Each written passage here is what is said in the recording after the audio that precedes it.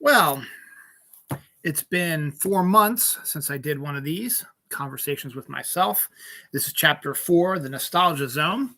Um, my name's Dylan. I do another YouTube show called Dylan Knows. I just did an episode last night, roughly about 12, 11, 10, about 9 hours ago. No, I'm not 12, 13, 14, 15, 15, 16 hours ago. Here I am again. It is Sunday, the 26th of March. And as I said, it's been about 4 months since I last did one of these conversations with myself. This was a secondary show I started back in September.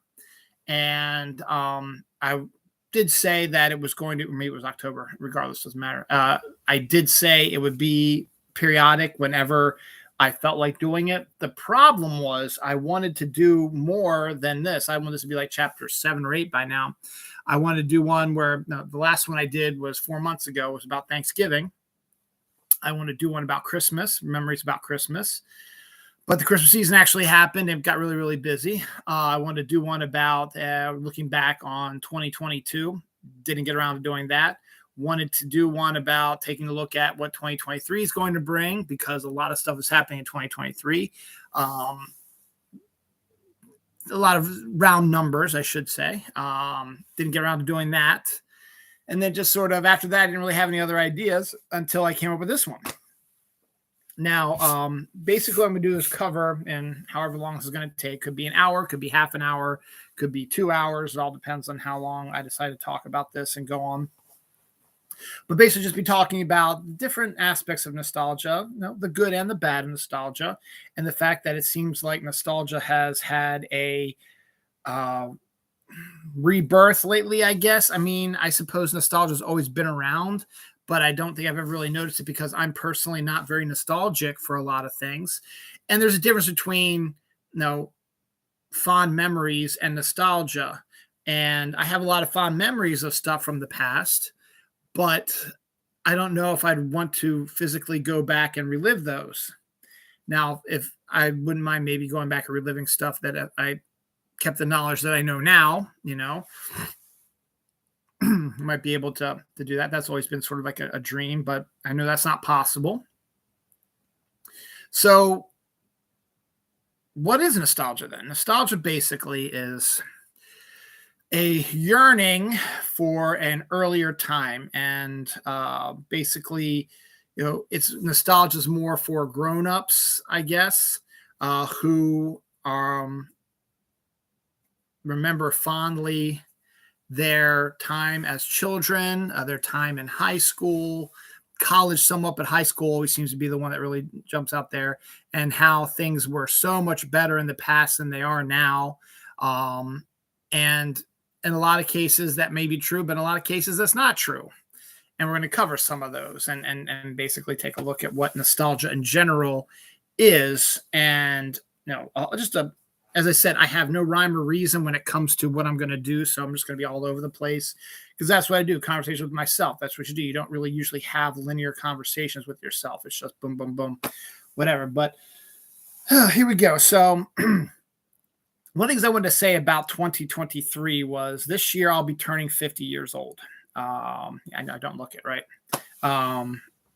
June 20th, 2023 will be my 50th birthday. October 4th, 2023 will be my 20th wedding anniversary. Let's see what else is there. That's big about. Sometime in the fall, October, November will be the 30th anniversary of the Squirrel movie I made in college. My sister and brother-in-law's 30th wedding anniversary is November 20th, 2023. My mother and my mother-in-law are both turning 75 this year. So we got that. So these are just sort of the round number things. So being 50 years old, or eventually going to be 15 years old, this year has been kind of odd for me. And I've hinted about this in other episodes of my Dylan Knows show, but I have a feeling that there were some things that I went through over the last few months where it felt like I was doing sort of midlife crisis sort of thing, where you start, not necessarily yearning, because I wasn't yearning for a younger time, but I was yearning for younger other stuff. And it was just a weird sort of feeling, a feeling how, my life has sort of become just a never ending, routine sort of thing, which is fine. It's okay with me. I don't mind it. And therein lies the nostalgia aspect of it. And it's not the reason why I'm doing this show. There's another reason why I'm doing that, but cover that in a second. But I've never been one to be nostalgic for another time. Yes, I look fondly on my time in college. Yes, I look fondly on my time being a child growing up in the 1980s. High school, for the first half of high school was a miserable, awful place, and it really didn't get that much better. So I did not have the high school. Well, I had a high school experience, but I didn't have how perfect high school is that a lot of people have, and how for a lot of people, they peaked in high school being the most popular athlete or the most popular girl or the most popular whatever. I never had that. I was bullied up until about my early part of my junior year of high school, until it might have been late sophomore year, but until I let it go, until I finally fought back, and that's when it stopped. And I know it's a terrible thing to say, is that you need to fight back against your bullies. And I've told the story before, but the bully that was bullying me just pushed me too far one day after gym class, was shooting rubber bands at me. And I said, that's it. I ran over, grabbed my arm around his neck, tightened it, and started smashing his head against the lockers. Luckily, there were 2 or 3 other guys there who had to pull us off each other. But the kid never told on me, and he never bothered me again. And nobody really bothered me again after that. And then things sort of started to get a little better. I had a role my junior year in a play where I got to hang out with some cool people. And then senior year was a cool kind of senior year. I hung out with some younger people and had some adventure stuff like that. So it wasn't all bad, but I wouldn't say I was nostalgic for that time period.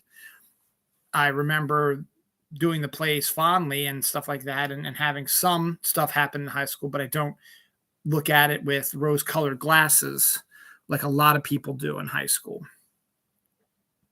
Now, Bruce Springsteen wrote a song called Glory Days, which is basically the epitome of what nostalgia really is. Basically, it's a story song about a guy who, just a normal guy who's just hanging out in his town, and he runs into an old friend of his from high school who was a star pitcher, and he's having his life it feels like he peaked in high school because his life has just become dull and mundane. He doesn't have the excitement that he had when he was this outstanding pitcher. And so when they get together, Bruce and this other guy get together at the bar to just drink and chit chat, the guy keeps talking about how great he was as a pitcher and how great his high school life was. And that's where Bruce's Glory Days song comes from. And then the next verse is about a woman that he knows who used to be the most popular girl in school, and he still hangs out with her periodically, and they just sit and chit chat, stuff like that. And she always talks about the great time she had as being Miss Popular in high school, because she's divorced with 2 children now. So it's and then of course the Glory Days. That's all they were talking about, was their Glory Days, and that's the epitome of what is bad about nostalgia, when people feel that they've peaked at a certain point in their life, when they were kids, when they were in high school, whatever, and then they've just meandered on to a life of just being an adult, how you get out of the magicalness of being a child, a teenager, and everything that comes out, and even someone into your 20s. And then and that's why everybody freaks out when they turn 30 or 40, whatever. They feel like their life is slipping away from them because they remember how great things were back when they were younger, because they didn't have responsibilities. But that's the point of growing up, is you're supposed to grow up and you're supposed to take over responsibilities, and you're supposed to become your own person and not reflect upon stuff that happened in the past. You need to move forward. And that's why I find nostalgia can be somewhat bad, because these people, they feel like that they've peaked in high school or college or when they were in the 80s. and now their life is just shit, and they want to get back to time where everything was perfect. And that in turn also causes issues when it comes to a political end. We'll talk about that in a little bit. But again, nostalgia is not a bad thing. Nostalgia, I think, inherently is a feeling of safety, because now that you're, as I said, nostalgia tends to be more with adults, grown-ups in their 30s, 40s, 50s, looking back on what they've accomplished in the first half of their life, which is kind of like where midlife crisis sort of comes into play a little bit. And you look back at what you're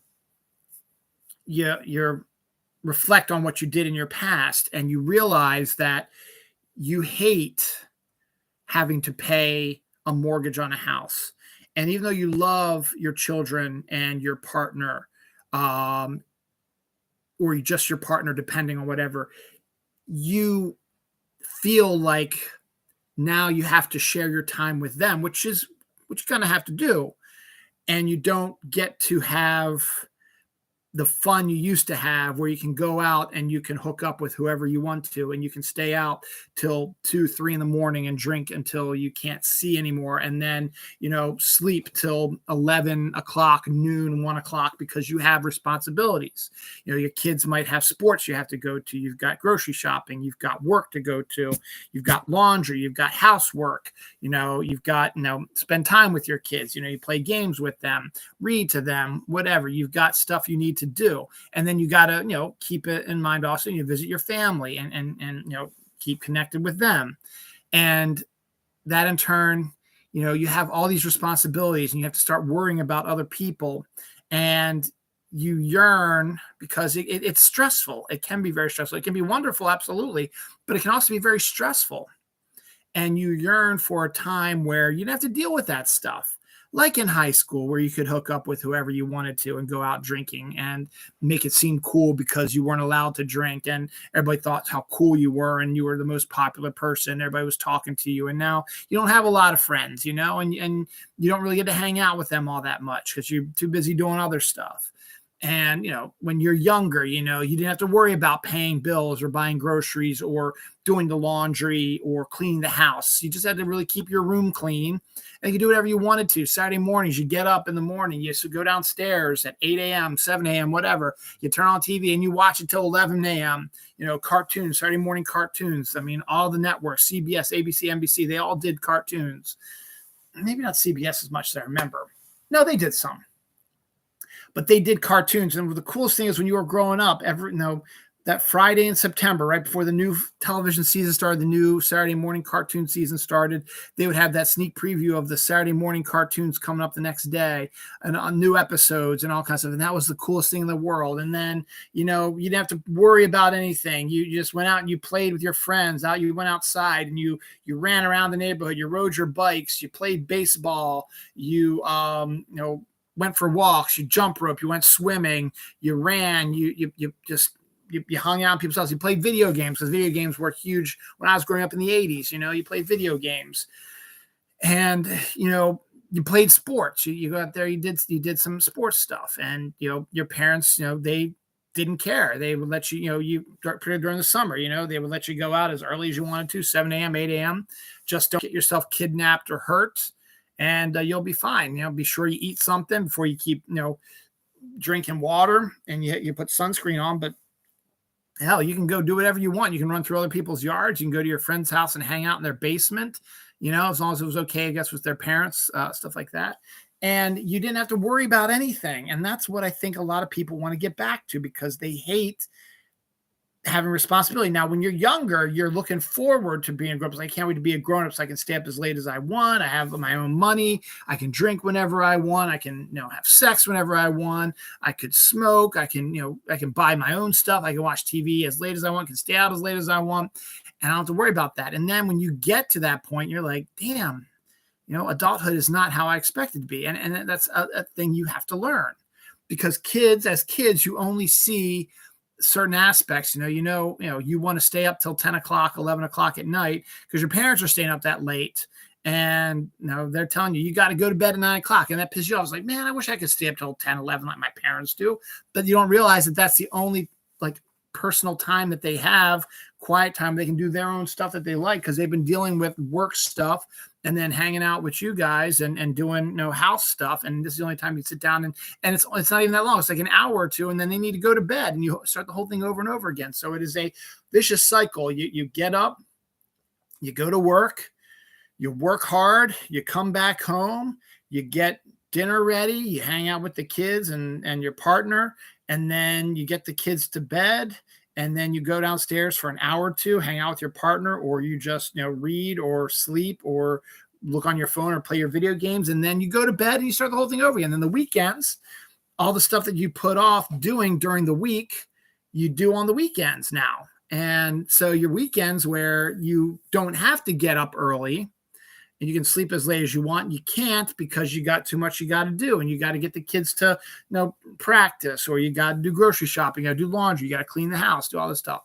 So a lot of people, grown-ups, they are tired of having this responsibility, and they want to go back to a time where everything seemed good for them, where just remember what it was like to be a kid, where you had freedom and you didn't have to do anything. You could sleep as late as you want, do whatever you want.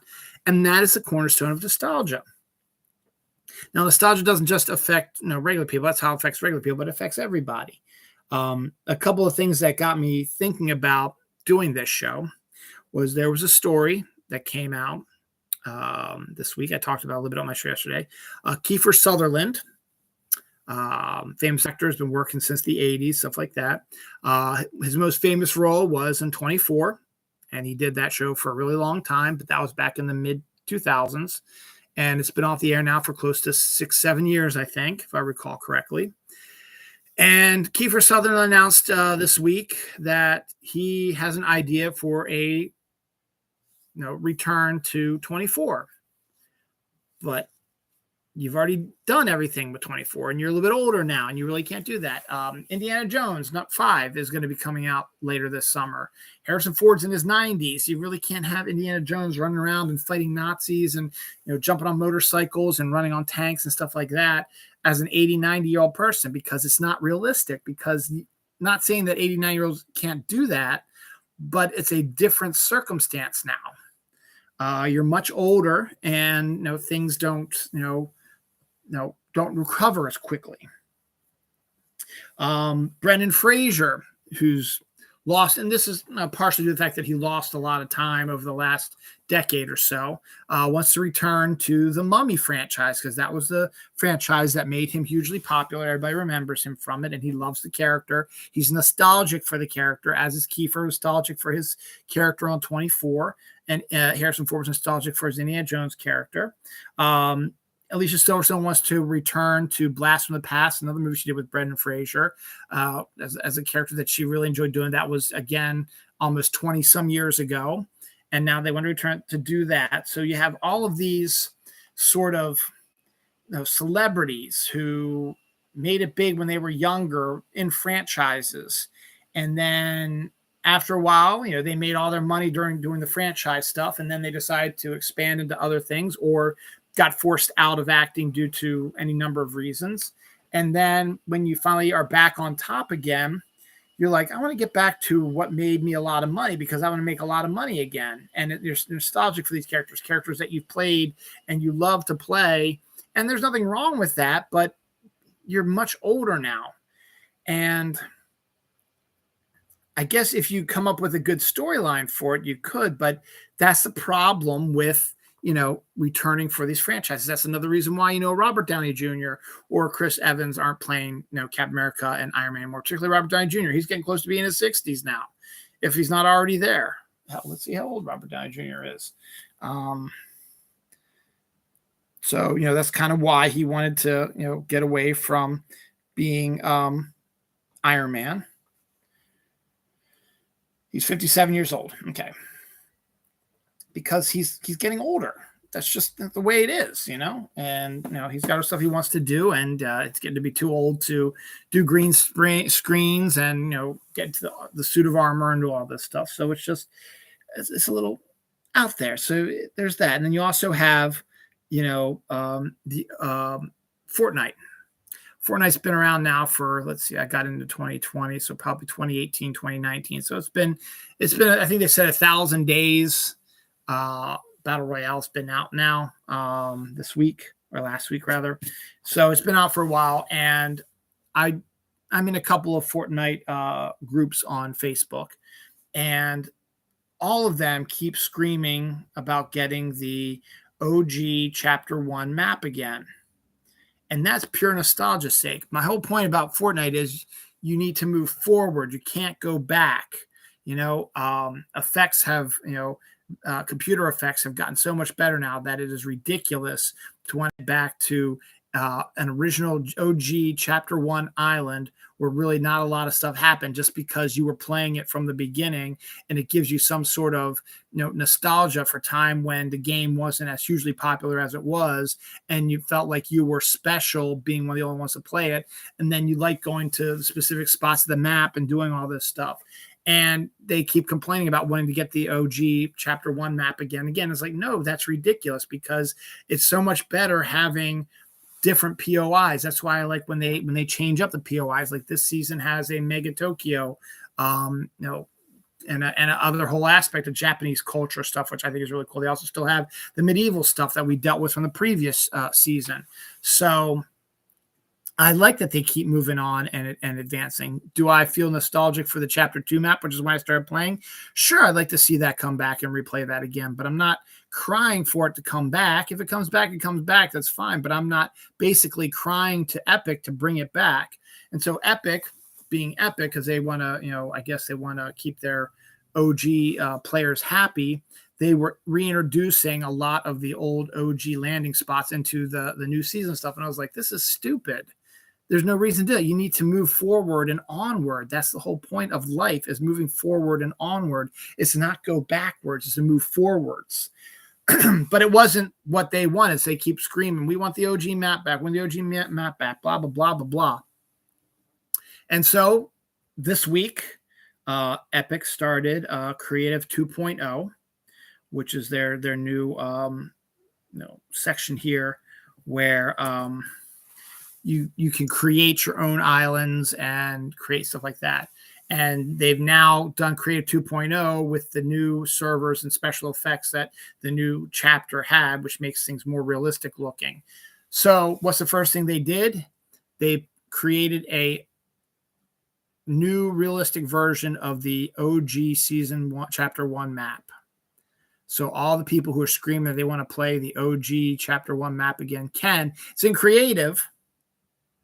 And it's not part of the main game, but you whiny little guys, you got your nostalgia fix, and now you can go and you go play on your OG Chapter 1 map. And I guarantee you that won't last long. They'll be like, oh, it's so cool. And then they're going to be bored with it after a while. That's one of the reasons why you change it up, because every time in Chapter 2, when they didn't change up the map, they're like, oh, this map is boring. They don't change anything. They change little things here and there, but nothing major, and, it's the same thing with the OG Season 1, You're going to get bored with something really soon, so you need to change it up. You might not want it to get changed up because you liked it so much, but you're bored with it. You said yourself, I'm bored with this. I'm not going to play it anymore. I need something different, And that's why when they did further seasons, they changed up the maps periodically. And that's what they did too, to give it a little bit of a new flavor to it. And people complaining about it. But it's, to me, that's what you want. You want to change stuff up because, 3 months is still a really long time to play the same map after a while. And it gets boring when you get there to like the final month or so. It's like, okay, I've been everywhere. I've done everything. What else am I here to do? You need to keep changing it up. It needs to be continuously changing. You need to go forward to better yourself, or it's going to be boring. You've already done all that stuff, And yes, I know it makes you feel safer. It makes you feel, because the times, they are shitty right now. And that's the basis. Nostalgia is the basis of why a lot of the world is shitty right now. And again, we'll get in that a little bit too. Another story that got me into thinking about this nostalgia stuff was there was a 29-year-old woman this week who was arrested for going to a high school. Turns out it was her old high school. And she wanted to go in and relive her high school days because it was the last time she felt truly safe was in high school. Again, your glory days. And a few people who saw this story were like, my high school years were awful. You couldn't pay me enough to go back to them. And I'm sort of in that sort of field too. It's like there were some fun parts to it, sure, but I hated high school. I didn't enjoy it that much. I enjoyed it a little bit, but at the same time, I wasn't the hugely popular sort of person. I didn't have a lot of friends. Would that maybe change my mindset on things if I had steady girlfriends and if I had partied with the people and I had more friends and I wasn't bullied? Sure, of course it would. But that's not what happened to me. What happened to me was I was bullied and I was shy and I didn't have a lot of friends and I didn't have any girlfriends. And some of that was my own fault, but I can't go back and be nostalgic for a time where I wish I had known that. Yes, I wish I would have known that and I would have had a girlfriend. Things could have changed for me, but I can't go back. You have to move forward. That's just the way it is. Another thing that got me to thinking about nostalgia stuff is I've been watching a lot of TikToks and reels and stuff like that. And they're fun. And I can see why people like that type of stuff. People are very creative when it comes to stuff and they do a lot of interesting stuff and it's cool. There's this one reel that I absolutely love because I like the music, but it really got me thinking about it. It was, what Christmas Eve was like in 2000, 23 years ago. And it's got this nice ethereal, kind of nice Christmassy type of music. And it's just got different shots of, Christmas tree with lots of presents under it and cookies and a shot from the live action Grinch movie and snow with Christmas lights on it and gray skies and snow on the ground and snowmen and just everything that made you feel, Christmas decorations and stuff like that, that makes you feel nostalgic for that time. And I have to say, you got to think about this. They said Christmas Eve in the 2000s. The person that posted that is probably in their early 20s right now, and they're having nostalgic flashback where they kind of remember when they were kids back when, back in the 2000s. They remember how wonderful Christmas was when you were a kid. And it is. And it's a really nice reel. And there's another one that was made that was a Halloween in the 2000s, which is kind of another similar version of that. And then there's one that was like a snowy day in 2008, and stuff like that. And there was another reel that had, what life was like in high school cafeterias in the 80s. And it had, someone had somehow videotaped kids in a cafeteria in 80s clothes and hats with Everybody Wants to Rule the World, playing in the background. And that's a nice nostalgic piece also. And yes, people went out of their way to make these and post them because they were nostalgic for this time period. And again, there's nothing wrong with the nostalgia. It's nice to reflect back on it, but you cannot be obsessed with wanting to return, like this 29-year-old woman, to return to a time that you're past. Unfortunately, it doesn't work that way. You need to move forward. Your life is going to move forward regardless of if you like it or not.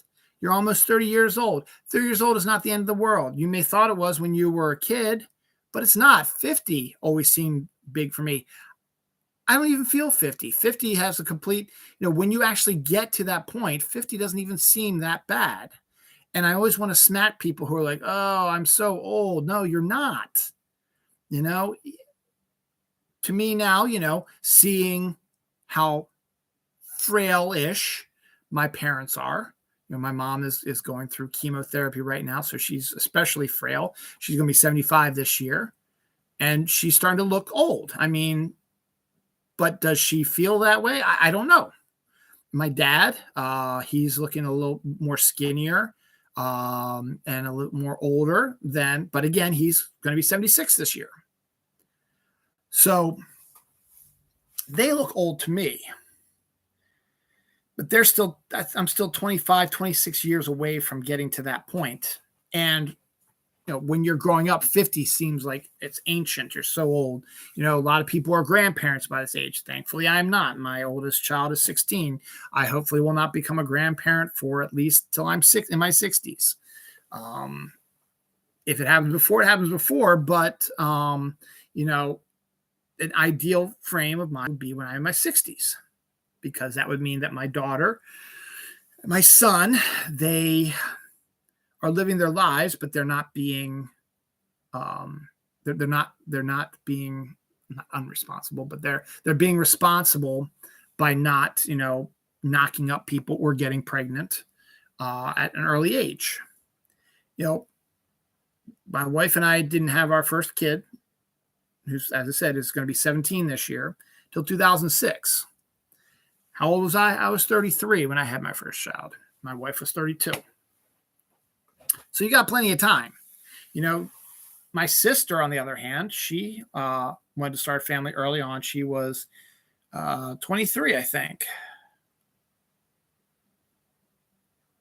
Yeah, 23, 24, somewhere around there. I think she was.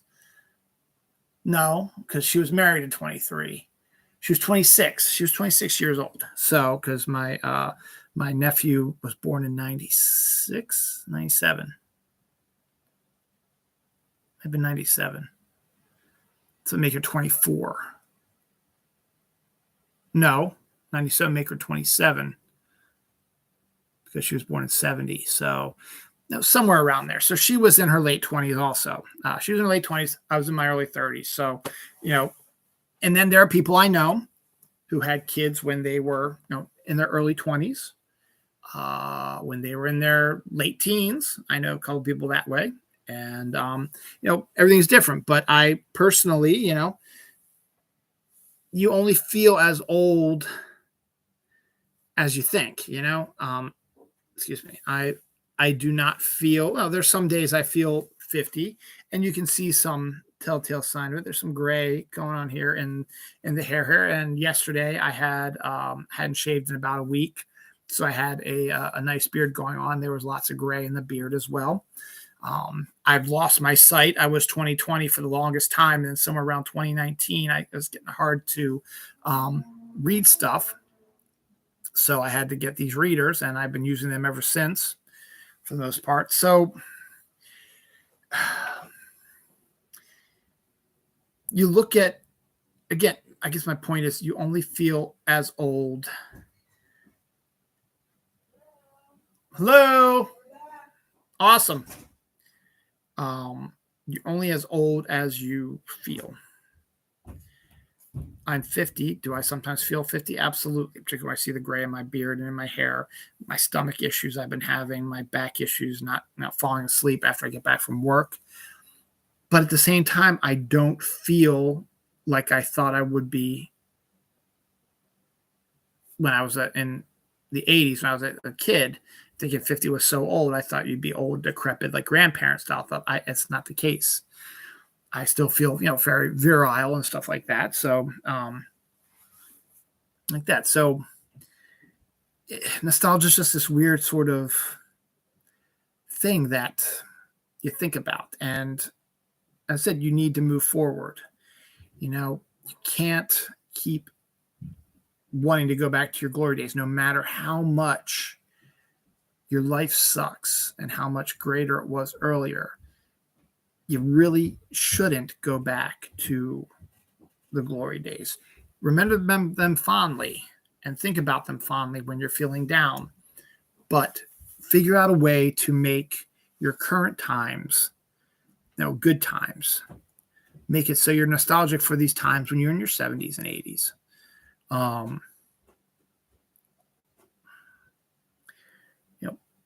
So there's kind of stuff like that.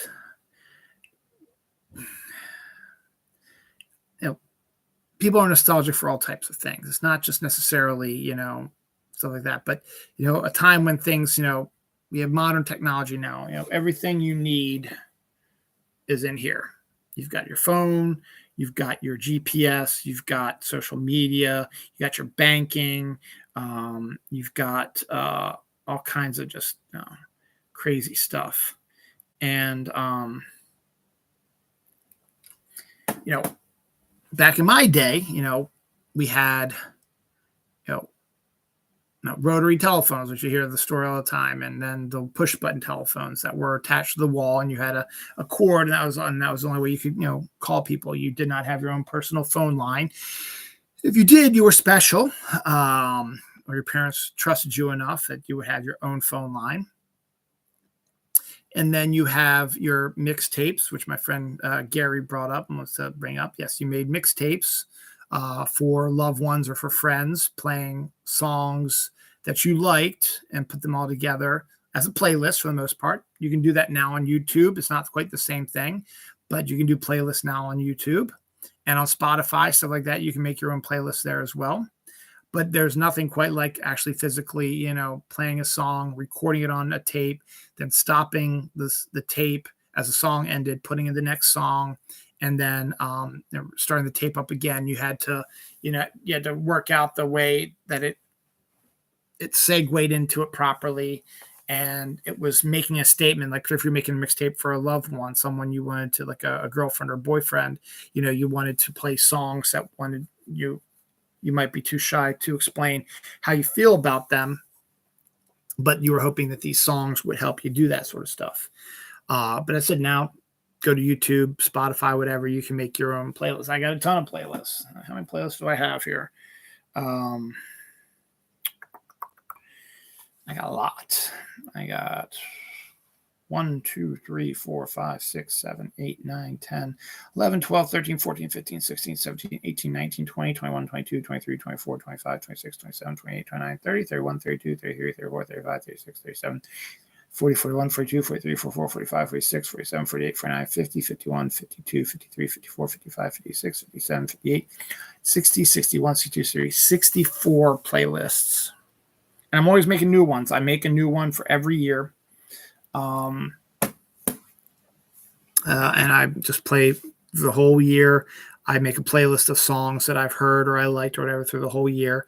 And then, that's your playlist for that year. So I've got about 30 some songs already for 2023, and we're only in March right now. So that's 10 songs a month so far that I put in there. So if that continues, I should have about 120 songs on this playlist. Though, I have had that before on a year playlist, but I've also had as less as 60 before, and 80 to 90 tends to be the normal amount there. So I still do that too.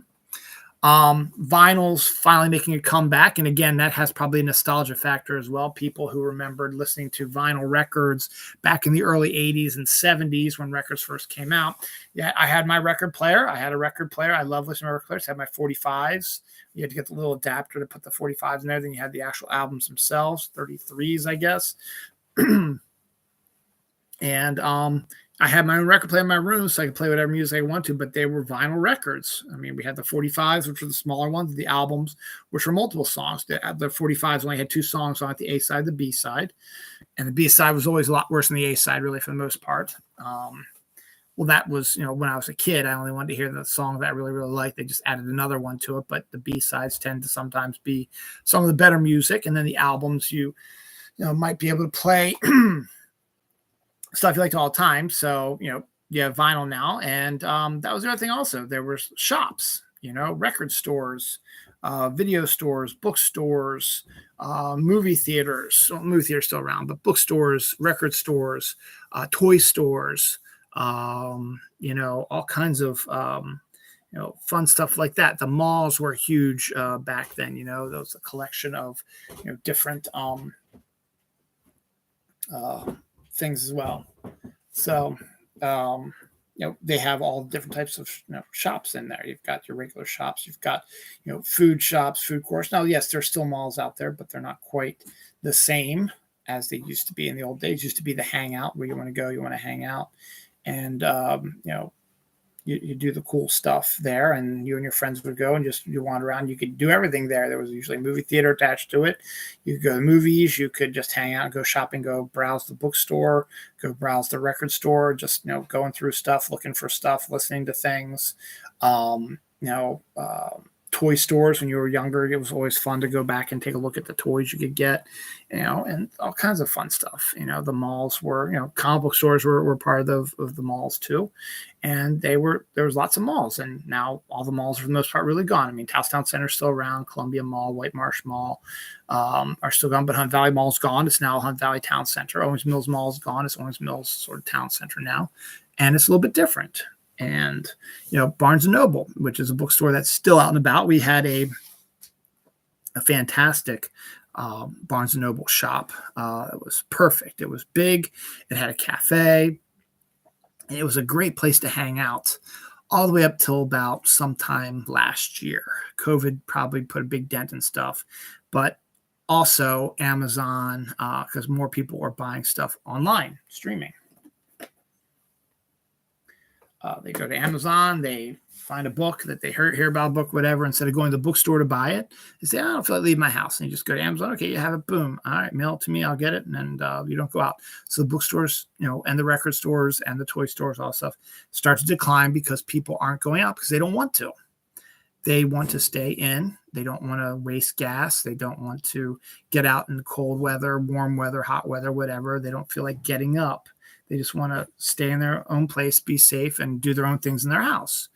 And that's a shame because of that, the Barnes & Noble that was so good had to move into a smaller building because they did not have the money to keep up the really nice place and to keep buying stuff to fill the shelves, and stuff just weren't selling as well. So they had a ton of inventory left over that wasn't going anywhere, and they needed to move it or they would lose money. So they reduced it to a smaller shop, and you can still go to it, but now going to the bookstore just isn't as fun as it used to be. I mean, it's still fun to look around for. Maybe I could spend hours in the Barnes & Noble the way it used to be. But now it's like, just going, it's just like, okay, I can maybe spend about maybe half an hour in here at most, and I'm done. They used to have video stores, Blockbuster notwithstanding. There were like other places that you could actually go, not necessarily for rent videos, but to buy them. And that was always a place I liked to go. Suncoast Pictures was, or Suncoast Films, whatever it was the staple I'd go to when I worked at Towson Town Center. I'd go to that, and then you go down the stairs, and Sam Goody was right there. So you go to the record store right there. And then, back then when I was working at Towson Town, we had those, and we also had a comic book store in the mall.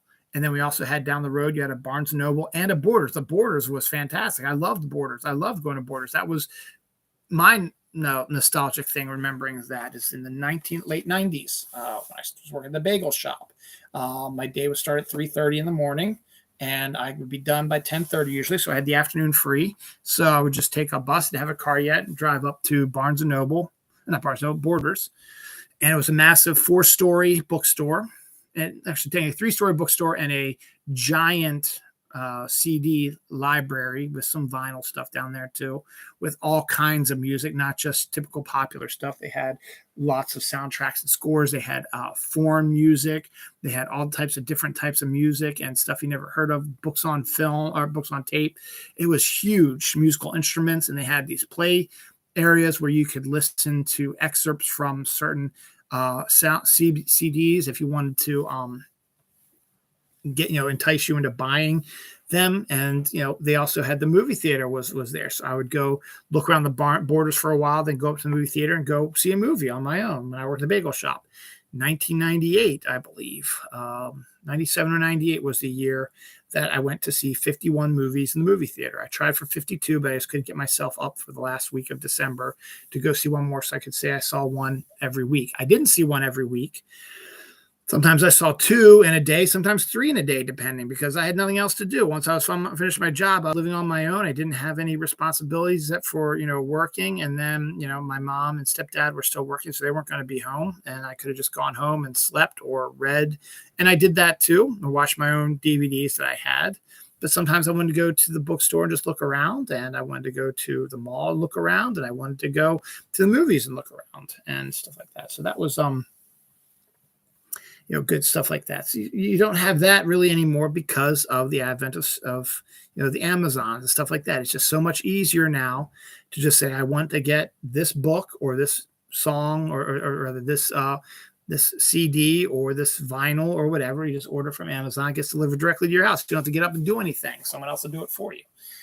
And people get kind of nostalgic for that as well. They want to go back and they want to breeze through that stuff. They want to go through that stuff. No responsibilities. That's the biggest thing, is that it was, people have this nostalgia because they don't want to be grown-ups anymore. They don't want to have the responsibilities that they have now. They want to just go back to where they were free and clear and stuff like that. Now, yes, there are periods of time that, I'm nostalgic for, but that's a little bit different. As I said at the beginning of the show, it's remembering them fondly and not really nostalgia for it. It's not like, man, I wish I could go back to do that. But my sophomore year in college was outstanding. The whole year was. I did a whole bit on my Dylan No show a couple months ago about that. 1999 would have been a fun year to go back to because there's so many good movies in the movie theaters. I was working at the Rainforest Cafe with some friends, and I was in charge of my stockroom, which I absolutely love to do. And I worked for the radio station, which was a lot of fun. And I was working Baltimore Ravens football games, which was a lot of fun, and I still living at home. I hadn't met my wife yet. And it was everyone was excited for the turn of the century. The 90s was a good time because, Clinton was president for the majority of the 90s.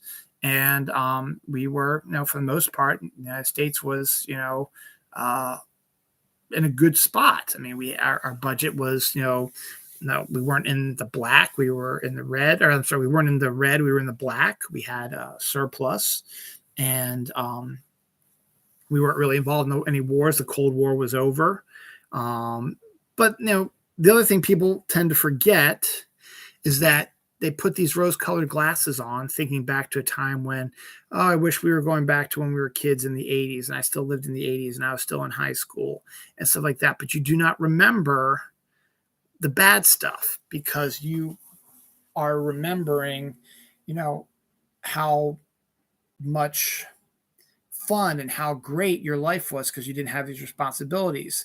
But you also tend to forget that there are other aspects to your life in high school as well. You had to do tests and you had to do homework, and you had weather issues, and there were fights, and you had breakups with your significant others, and and then maybe you got a little too drunk and you threw up, and you had hangovers, and you got in trouble with your parents, and you got into car accidents, or you got into fights. And then also, history, a lot of history. There was a lot of bad stuff still technically going on. But say I want to go back and live in this time frame, where you forget, a lot of people say, they ask the question like online, if there was a time frame you could go back and live in, what would it be? And people are like, I want to go back to like the 1950s and 1960s. Okay, yeah. But, Black people were still treated poorly. And I sure as hell don't think Black people say want to go back to that time. The Cold War was still going on. So at any time, we were in fear that nuclear blast was going to come and blow us up. And we were afraid that there were communists behind every, wall, every door, and they were going to come get us and kill us and stuff like that. So it was a stressful time. But yeah, the music was great. Movies were fantastic. And it was free love and drugs and stuff like that. I wish I was back there. Yeah, but it wasn't all great. It's not all great. The 1980s, yes, we were young children. And honestly, when you're a child, you don't really think much about what's going on in the world because it really doesn't affect you. But when you're looking at it now through the eyes of a grown-up, and you take a look at what happened in the 1980s and the 90s and stuff like that, and you're like, I don't know if I want to just go back to that time frame. Again, as I said, I don't want to go back to the 80s because I was bullied for the majority of my life as in school in the 80s. Elementary, middle, and high school. Yes, I do remember, watching Saturday morning cartoons, and that was always great. I do remember not having any responsibilities. I remember going out and playing with my friends, stuff like that. But there was still a lot of stuff. My parents were going through a divorce, my sister was acting out. It's not, you're looking at things through rose-colored glasses. You're remembering how great Blockbuster, this whole thing about Blockbuster, the Blockbuster nostalgia. It's like Blockbuster was okay. But, you would go to Blockbuster, and it was fun to see the bright lights and all the cool stuff and all the movies that they had. But to be fair, you would go and the movie you want probably wouldn't be there. And then you have to go and you have to find another movie. And then, sometimes just be fun. Just, yeah, it's just you gave you a chance to try some different movies, but look how pissed you were. It's like, man, I really want to see this particular movie. You go to Blockbuster and it's gone. There's nothing you do about it. So now you built this up so much, you really don't want to watch anything else. And Blockbuster is black. I mean, you went in, you picked a couple movies and stuff like that, and you left. You watched the movies and you returned it. It's a business. I don't quite grasp the rose-colored glasses of it. I mean, I guess it seems like it reminds people of, hey, on Friday nights, we could grab 3 movies that we watch on the weekends, and we can hang out with my friends in the basement and watch them, or with the family. And it's like, okay, that's great, but movies are only 2 hours, 2 hours like that. Okay, you watch one, okay, that's great. You watch another, it's great. You watch another one, okay. Now what are you gonna do? It's a memory, a fond memory. That's great. But to say that you want to go and sleep in a Blockbuster, because there are those types of places where you can go and actually sleep in a Blockbuster, or you wish that Blockbuster's still around so you go in and rent movies again. I don't think you probably would if it came back. Like, oh, Blockbuster's back. You might go once or twice, and they're like, it's gonna be more convenient for me just to get it on streaming. Oh, it's not on streaming. Okay, I'll go to Blockbuster. Oh, wait, it's not here either. And then, and you got to get out. You got to drive to the Blockbuster. You got to find a parking spot. You got to get in line. You got to pay for the stuff. You got to return it on time. You get late fees, and it was nice and it was a neat little thing, but it's not, I don't get it. It's just, that's just me. Just looking at all this stuff. So, a lot of that. Holidays is another thing. I'm a big holiday guy. And look, I'm not really nostalgic for holidays. What holidays are for me is still going on for me right now, even with the kids getting older and they're getting away from a lot of the stuff like that. What the holidays are for me is the buildup. That's what makes the holidays great. We're in the middle right now of build up for Easter. That's not as exciting now because Easter is not as exciting as it used to be. But it's still a major holiday. It's coming in about 2 weeks. Let me see, it's Sunday. So we have Palm Sunday. Yeah, 2 weeks. It's coming in 2 weeks, 14 days. Yes. Because next week is Palm Sunday, the 2nd, and then the 9th. Yeah, it's but when you were younger, is the whole thing about watching some Easter cartoons and dyeing eggs and stuff like that. Now it's not quite the same, but my kids are older. Easter's more of a young kid sort of holiday anyway, and it's more of also for a Catholic religious thing too. You end up having to go to church. You can't eat meat on Fridays. You got to give stuff up for Lent. So Easter, the only thing that people might be nostalgic for Easter is looking for Easter baskets and dyeing eggs. So it's the buildup. So when you get to Holy Week, building up, it's like, okay, Easter's going to be here soon. Then it ramps up a little bit. You see Easter stuff like that, but you don't see the Easter commercials like you used to, and you don't have the Easter egg hunts like you used to anymore, stuff like that. So Easter might not have been the best example of it. For me, St. Patrick's Day is also a build up for that. You're wearing green. You see all the you play your Irish music, and you think about drinking the green beer, and you get to the holiday itself, and you do all that, and that's great, and then it's over. The 4th of July is sort of similar to the build-up. Hey, it's a big summer holiday like that, and they build up. They got the parades, and they've got patriotic shows and movies and barbecues, and that's a fun thing. That's a cool fun thing. Because there's really you can be any age to have fun with that. This 4th of July is gonna be a little different because my family will not be here with me for the first time like ever. They have their camp that week. So I'll be going to my family's, and my family barbecue that we usually have, annual barbecue we have on 4th of July, will be on the 2nd of July this year because the 2nd is a Sunday. They didn't really want to do it on a Tuesday, which is when the 4th of July is. So we'll have the actual celebration for 4th of July on the 2nd of July. Again, that's when my wife and kids will be up at camp, so I'll be by myself. And then the 4th of July itself,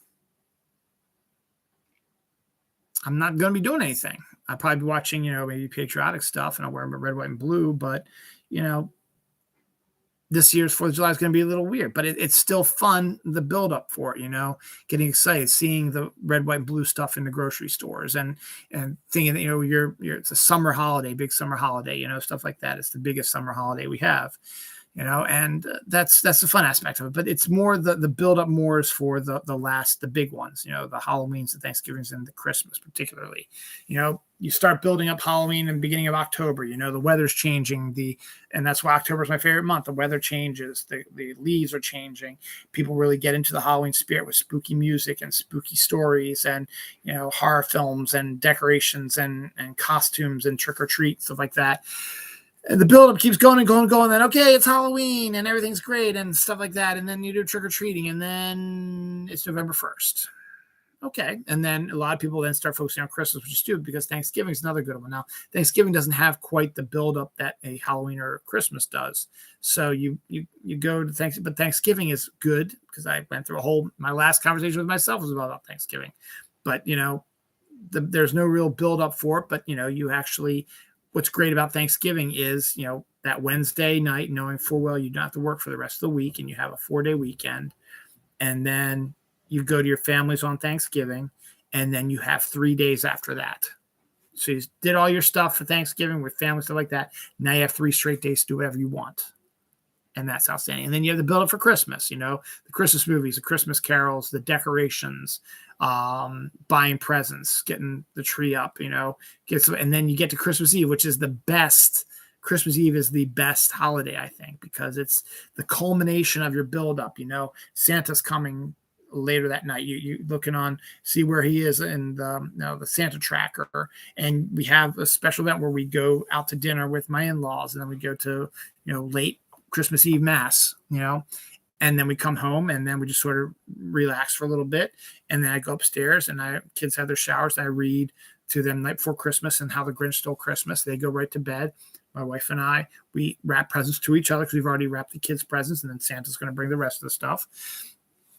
We wrap each other's presents, and then we put out the presents we have for them, and then Santa comes later. And then you wake up, it's Christmas, and Christmas in the morning is fantastic. It's great. And then, you open the presents, everything's great. And then after you open the presents, you start playing with some of the stuff, you read some of the stuff, you do whatever, you have coffee, you relax, and then you get ready. You got to go to dinner to your in-laws' house or your family's house or whatever. We do that. We have a thing there, and then that's it. The buildup is there. But am I nostalgic for holidays? Not really, because you're still living them. Holidays come every year, and you can keep doing the traditions you do every year. That's what we do. As I said, Christmas Eve, we go to dinner with my in-laws, and then we go to mass, and then I read the stories, and then we wrap presents. I watch Christmas Story, and we go to bed. And that's the buildup, is the pure excitement of Christmas Eve.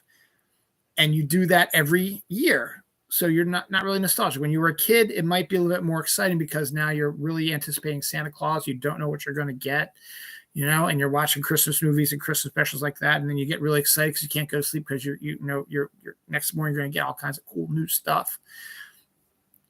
But, that's not really, I don't feel nostalgic for going back to when I was a kid and reliving that stuff. Yes, that was fine. That was cool.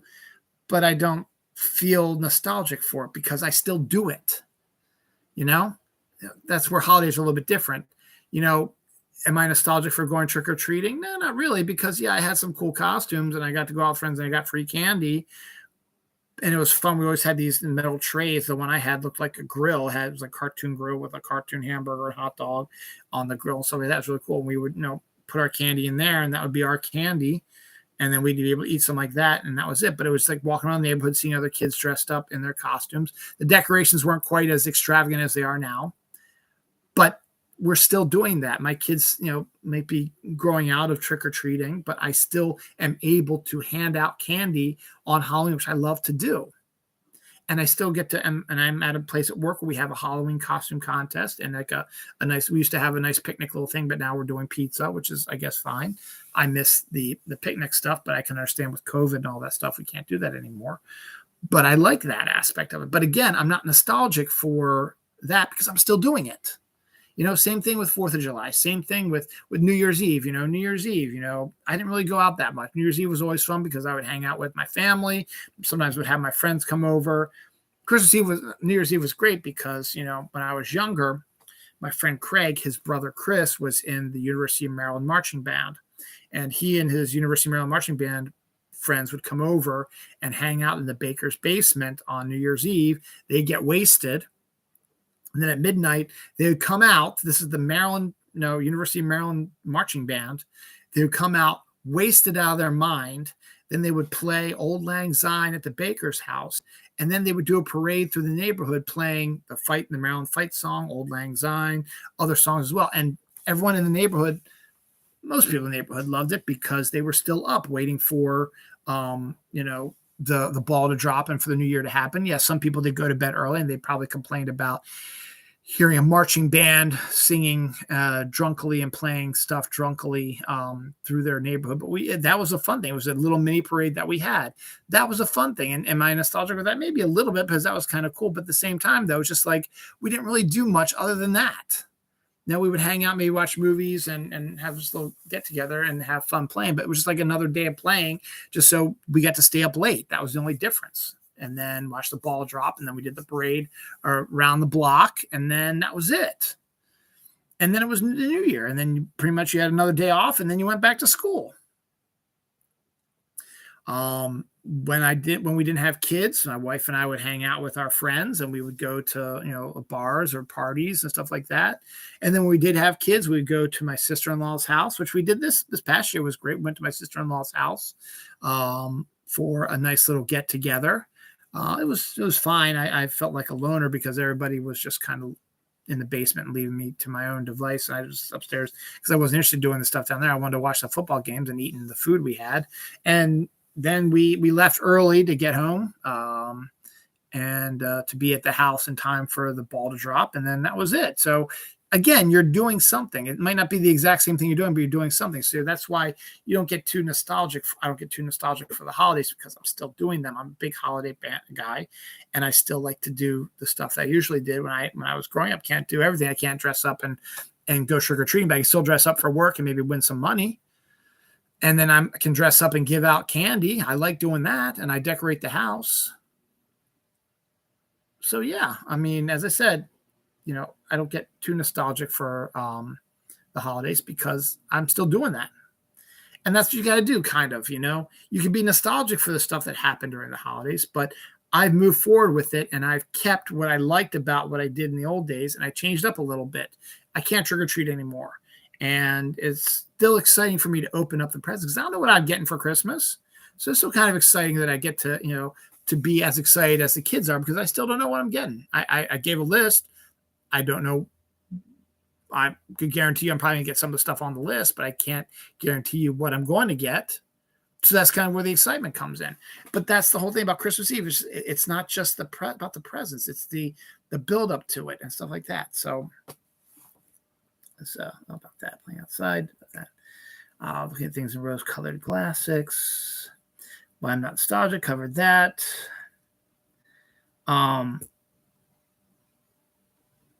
Was there, are there other periods? Yes, I there are periods that I am nostalgic for, and I talked about some of them earlier in the show, but let's just sort of spit out some ones which, I might be nostalgic for. But again, as I said, I'm not the nostalgia type of person. I'm moving on. I was like, okay, they're fond memories. They're more fond memories than they are nostalgia. But did I enjoy the time before kids came? Yes, when it was just my wife and I, and we were living in an apartment in Hunt Valley, actually more in Timonium, Lutherville, Cockeysville. We lived in this great apartment with our two cats, Bonnie and Clyde. We had 2 bedrooms, 2 bathrooms. We had a kitchen. We had a deck. And we had like a big living room, dining room sort of thing. And we had to buzz in to get into the building. What sucked about it was they had 3 washer dryers, and we had to share with the 3 floors of our building, and they took quarters. And the cool thing about that was nostalgic for me because we just had to pay rent. It was $700 a month. And if anything happened, like if there was, our trash compactor wasn't working, oven wasn't working, refrigerator, lights were bad, heating wasn't working, I had to deal with it. I called the management and said, hey, can you fix this? And they did it, and they didn't charge me because it's part of the deal. You were renting you need to make sure that you get everything, fixed and taken care of. So we didn't have to pay for it. Now, this house, if something goes up, we have to pay for it. Pay for the new washer dryer, pay for the new refrigerator. Got to pay for a new roof eventually. Got to pay for rewiring stuff. We got to pay for, stripping the carpet and putting hardwood floors in. We got to get new dishwasher. We got a new trash compactor. We got to do all this stuff. We got to get new deck, sort of thing. So we have to pay for all that out of our own pocket. But when we at the apartment, it was great. It was just the two of us. We were still fairly new in our relationship. We started dating in 2000. We moved in together in August 2001. The apartment stayed there until July 2004, so almost 3 years. And I said it was great. It was in Cockeysville, which was a great area. It was near both my work and Dawn's work, and our hours were a little bit different. But we had the weekends where we could spend time with each other. And we still were spending time with each other. It was still something great. I mean, my shift was 11 to 8, and Dawn's was like 6:30 to 5 or something like that, or 7 to 5 or 8 to 5 or something like that. But, she would, get up early. She would shower. Then she would leave for work, and then she'd be working for a few hours. I got up eventually, worked my way around. Then I made it into work about 11 o'clock. And then I worked from 11 to 8 because my account base was the West Coast. So 11, 10, 9, that's 8 o'clock to 5 o'clock their time. And so, we had the evening together, 8 to like 10, 11. And then, that's fine. And we didn't really, do much. We had dinner together, and sometimes I would take a late lunch. And since my work was nearby, I would go back to my apartment and eat my lunch there. And Dawn would come home from work, and I could be with her there too. And then the weekends were great. Saturday nights, we would go to Mass at 4:30, and then we'd go to one of the restaurants that they had. They had a lot of restaurants up in the Cockeysville, Timonium, Hunt Valley thing. We'd go to those, and then we'd be free. And then Dawn would sleep till like noon, 1 o'clock on Sunday, and I would get up early. I could watch movies, read my comics, read books, play video games, whatever. And, we had our two cats, Bonnie and Clyde, and we had, family over sometimes. We had little parties, stuff like that. And my cousin John, he lived with us for a while. I had a computer, so we could have access to the internet.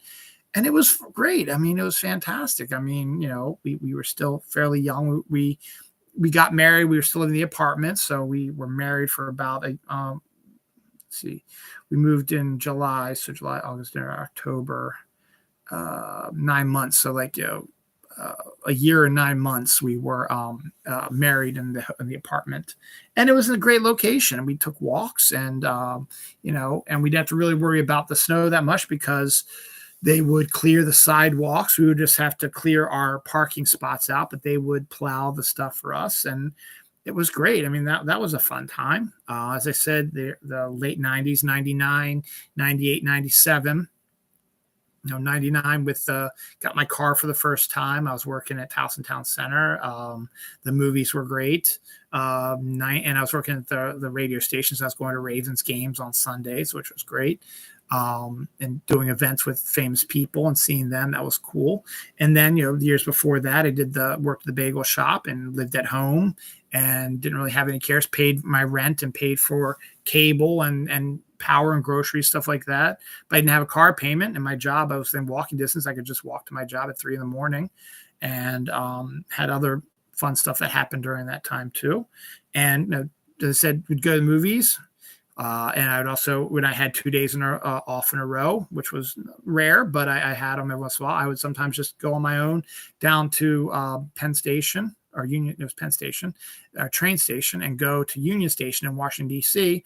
and get a hotel room and just walk around Washington for a day or so and then come back. It was kind of fun like that. So I'm nostalgic for that time. Sophomore year of college, as I said, is another really good time. The fall semester of my senior year, fall semester of my junior year were also really nice as well. And the spring semester of my freshman year was great. That was when I did my first play and I met my first group of friends. And sophomore year was when I met my rest of the year sort of friends and did stuff. And senior year was great because I was dating and I had two radio shows, and I was writing a column for the newspaper, and I was a senior. I was almost done all my education.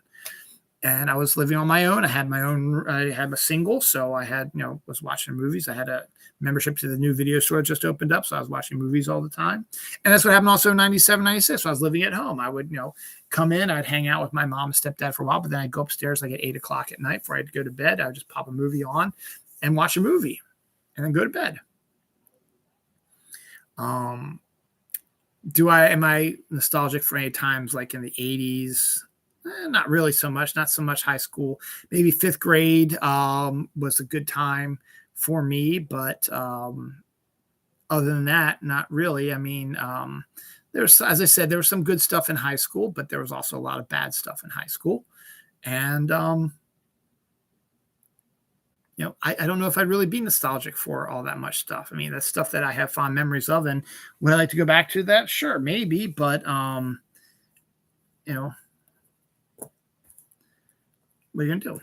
Now, finally, the final aspect before I end up going to finish up here is the one really, really bad thing about nostalgia is that political people, particularly, and look, I'll be first person. I'm a Democrat, liberal Democrat, and this is true. The Republicans are the ones that they really grab at you with the nostalgia factor. They want you to remember a time when,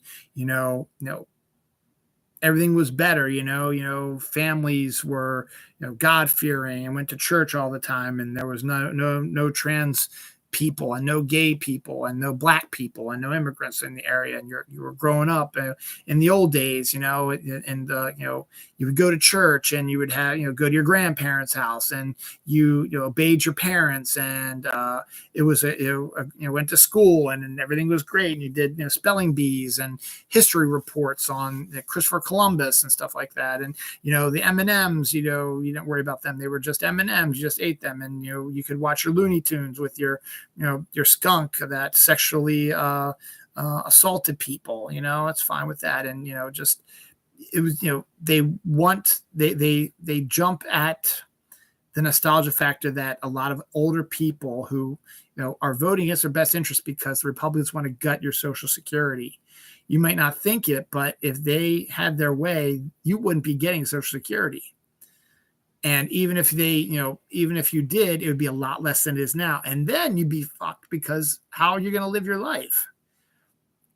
But they vote against that because they don't care about that too much. They just care about them saying, don't you remember a time when you were younger and everything was great and white picket fences and only white people lived in your neighborhood and the women made dinner and you did the work and you did the hard work and you had the money. You put your feet up and you smoked your cigarettes, and your wife, made the dinner and cleaned the house and took care of the kids. You didn't have to deal with any of that shit.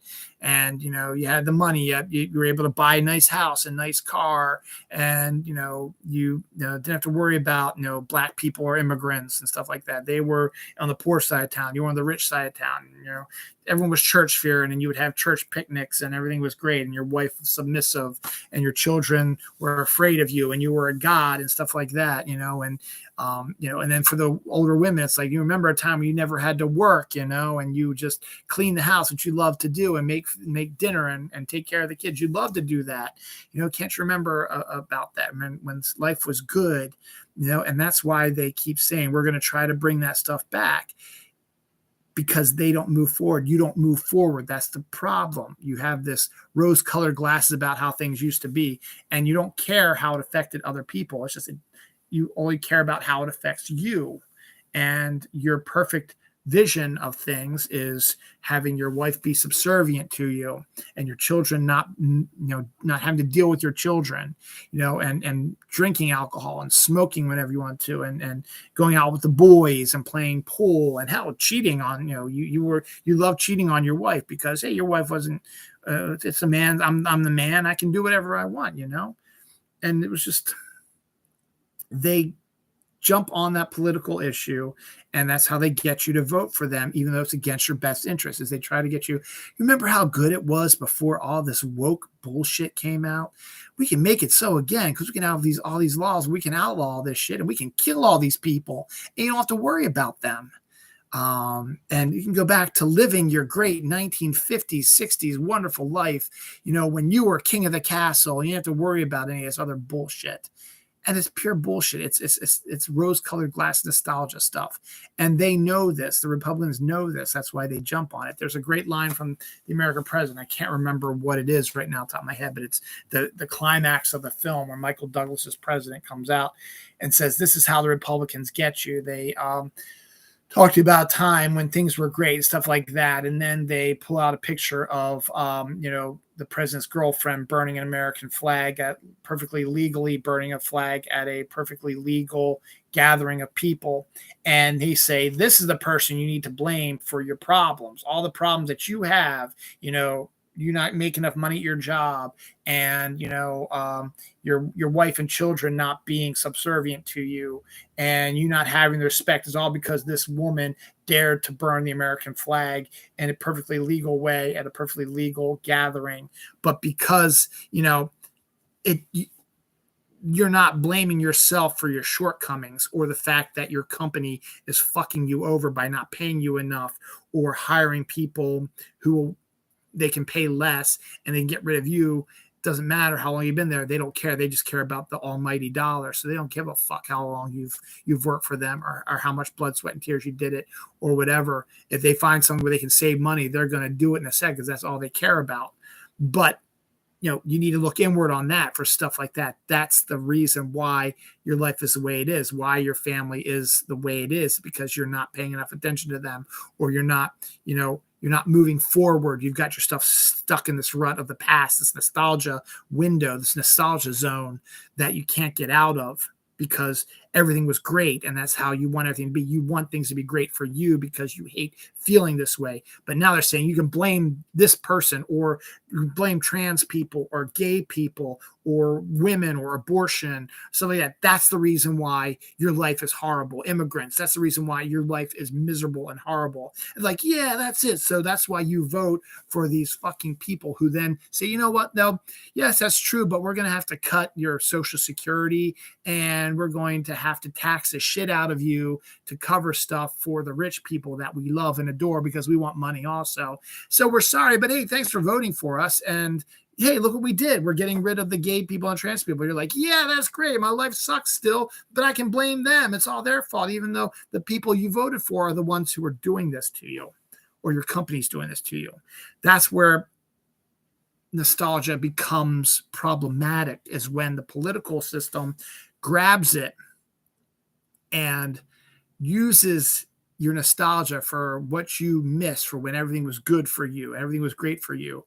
And they say it can get back to being that way if we just get rid of gay people or trans people, or we make women subservient again, or we control their bodies, or we start killing people that, so that our leaders who are criminals and pedophiles and stuff like that, so they can continue being in power. So you can feel like you're living the past, and then we'll steal all the money out from under your ass, and you're not going to blame us. You're going to blame these people that we tell you to blame.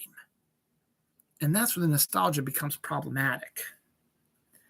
So that's one of the reasons why I'm not a big proponent of nostalgia, and why I think you need to kind of get over your nostalgia.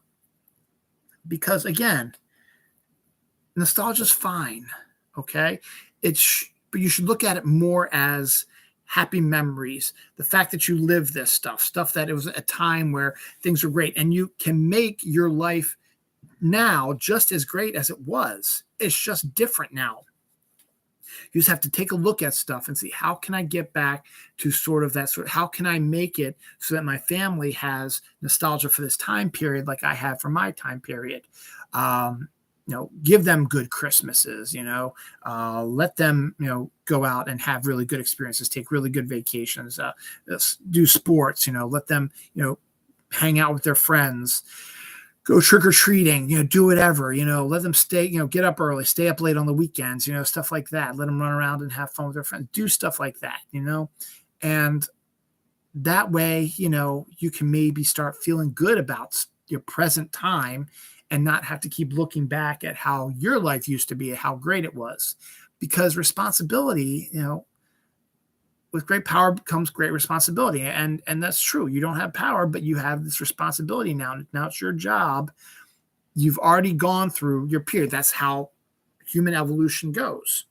You start as a baby where everything is, given to you on a silver platter. Your parents, grandparents, aunts, uncles, cousins, whatever, they dote on you.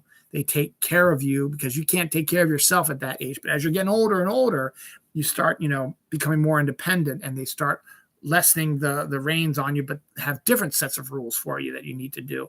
And then you go to school and they want to give you enough freedom to make your own friends and do your own things and explore your own stuff. But at the same time, they want to keep you on the straight. You need to keep really looking at your schoolwork and going to bed at reasonable hours, stuff like that. And then gradually, it evolves to a point where, you become the one where you have to take responsibility for yourself. And that's the phase. So you keep getting more and more responsibilities. You get older, and then you get to a certain point where you become a grown up and you have to start acting like it. Now your 20s is a good period where you're now have to start taking care of yourself, but you don't necessarily have to do everything for yourself because you're still trying to feel your way around. You need to feel your way around, sort of figure out what I'm doing, what I'm good at, what I'm bad at, how to get started in the world. And then, then you start thinking about marriage and children and stuff like that, and moving on, stuff like that. So that's just how it goes. You have to move forward. You can't keep going backwards because there's no reason to keep. Why would you keep going backwards? If you were a grown up and you had a family and you decided, I'm not going to deal with this anymore. I just want to be a kid again. I'm not going to go to work. I'm just going to sit. I'm going to watch cartoons, or I'm going to watch my shows, play my video games, do whatever I want, hang out with the boys at all hours of the night. That's not how it works. You are the grown-up now. You can't be a child forever, and you have to move forward. Again, it's fine to remember fond memories of how your life was when you were younger, but you also have to realize that you're never going to get that back fully. You can try different things to try to get that feeling again. Like if you want to go to a concert, of one of your favorite bands from the 80s, like Duran Duran, whatever, you can go to one of their concerts. Now you can, because you have the money. You're the grown-up now. You can stay out late. You don't need parental permission to go to a concert. You can say, I'm going to this concert. As long as you find someone to take care of the kids if they can't take care of themselves, you find a babysitter, you take them to their grandparents' house. Or if they're old enough, you say, okay, bye kids, you can take care of yourself. You know how to make dinner, order pizza, whatever. You can do whatever you want. Mom and I are going to this concert. And then you can relive your stuff then. And it'll be easier then, because then you can drink. You'll be able to drink alcohol. You won't have to go in there afraid that you're going to get in trouble for sneaking in alcohol because you're underage. They come up to you and say, here's a beer. It's $12. But you'll be able to drink it because it's like, cool, I get to drink a beer at a concert. And you go and you listen to music that you love from 30 years ago. And it's awesome. And you're a grown-up now, so you can do this. You can stay out late now. As long as the kids can handle their stuff, that's fine. You go out and you can go on date nights with your significant other. And you go to these concerts, and you wear your old school, blue jeans and, 80s stuff, whatever, and enjoy yourself and have fun. But once it's over, I'm just saying, you can go outwards, you can hang out with people, you can smoke, you do whatever you want. But by the end of the night, you got to come back to your house. You got to be there for your kids in the morning, and you got to go to work. Or if you're taking the day off, you take the day off, and then you recover, and then you have to go back to work still. But you can have those moments where you can relive your nostalgia. Just don't let it take over your whole life. Move forward. That's what life is. Nostalgia is not bad. But if that's all you think about and all you want to get back to, it's not healthy and it's not helpful. I think I covered about everything I really wanted to say about this. I probably will think of some other stuff that I hadn't thought of, but I thought that was a pretty good discussion about things. So yeah, I kind of enjoyed this show. Don't know if I'm going to do another one, but I just felt that this was something I need to do and think about, because I've been thinking about it a lot lately. So I think I'm going to go and I'm going to take a look at that TikTok or that reel that I saw remembering the past. Thanks for watching. Move forward.